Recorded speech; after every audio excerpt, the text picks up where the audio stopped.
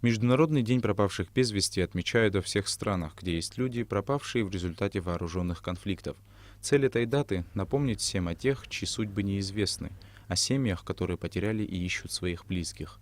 Они имеют право получить ответ на вопрос о том, что же случилось с их родственниками, имеют право узнать об их судьбе. Театр военных действий, как вы знаете, проходил здесь. И все схемы захоронений, конечно, находились у грузинского командования. Поэтому в этом вопросе огромную, наиважнейшую роль играет Международный Красный Крест. Мы, движение «Матери» вместе с Международным Красным Крестом проводит семинары по психосоциальной реабилитации с привлечением не только родителей, чьи дети пропали без вести, но и погибших тоже, чтобы вместе выходить из этого горя. Абхазия приступила к поиску пропавших без вести в 1994 году, когда была создана Государственная комиссия по пропавшим без вести при президенте Республики Абхазия. Комиссия начала составлять базу данных о пропавших во время боевых действий военнослужащих абхазской армии и мирных граждан. Были опрошены сотни свидетелей исчезновения людей, изучены архивные материалы судебно-медицинской экспертизы Сухума и больниц Абхазии. Проводились интенсивные переговоры с грузинской стороной с целью нахождения пропавших без вести или выяснения их судьбы. В Абхазии за период грузино-абхазской войны пропали без вести до 200 человек. В 2011 году в республике начались работы по эксгумации тел погибших с целью их дальнейшего опознания.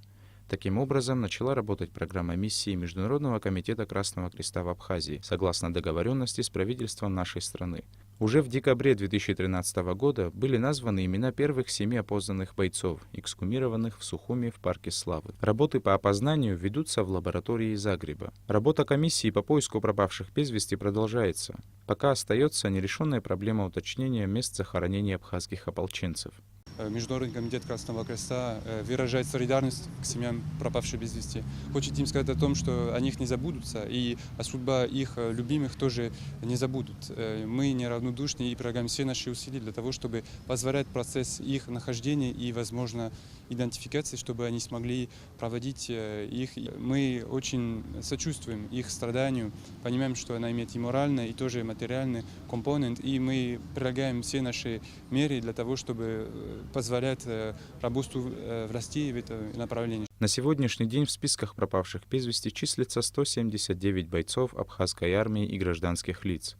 В результате эксгумационных и идентификационных работ 39 останков уже опознаны и переданы семьям. Опознаны не все, к сожалению. Те, которые погибли при мартовском наступлении, остались без вести пропавшими некоторые. И те, которые погибли в вертолете на Хабьюке. Сейчас идет процесс генетического сравнения взятых образцов анализа. И как только результаты мы получаем, потом мы эти тела, останки подготавливаем и передаем родственникам. Во всем мире по разным причинам пропадают люди. Никто и никогда не отнимет надежду у их родных и близких, что родственники могут вернуться живыми и здоровыми. Саид Жарсали, Астамур Гошба, Абхазское телевидение.